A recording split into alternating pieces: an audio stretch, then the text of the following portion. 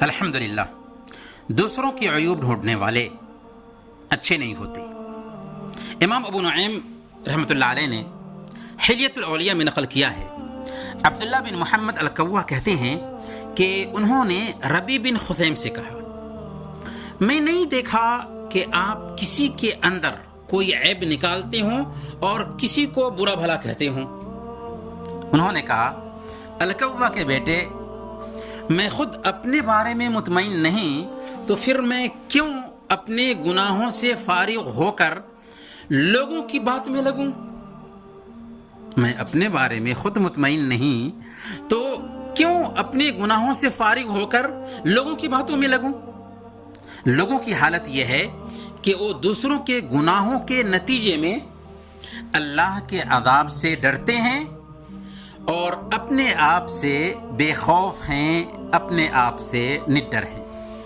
جی ہاں، کتنے لوگ دوسروں کی چھوٹی چھوٹی کمی اور کوتاہی ڈھونڈنے میں لگے رہتے ہیں اور انہیں اپنی بڑی بڑی کمیاں اور کوتاہیاں دکھائی نہیں دیتی۔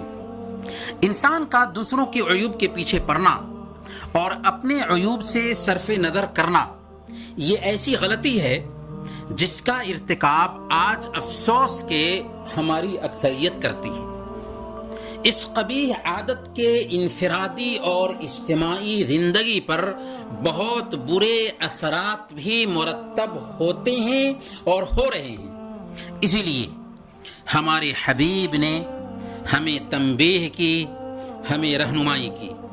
آپ نے فرمایا، یبصر احدکم القذاة فی عین اخیہ وینسی الجزع او الجدل فی عینہ معترضا، یعنی تم میں سے کوئی ایک آدمی اپنے بھائی کی آنکھ میں تنکا دیکھتا ہے اور اپنی آنکھ کی شہتیر کو وہ بھول جاتا ہے۔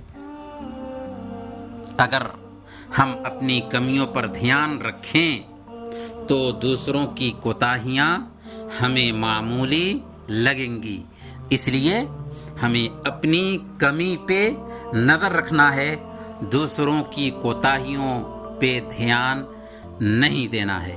اللہ تعالی ہمیں اس کی توفیق عطا فرمائے۔ وصلی اللہ علی نبینا محمد وعلی آلہ وصحبہ اجمعین۔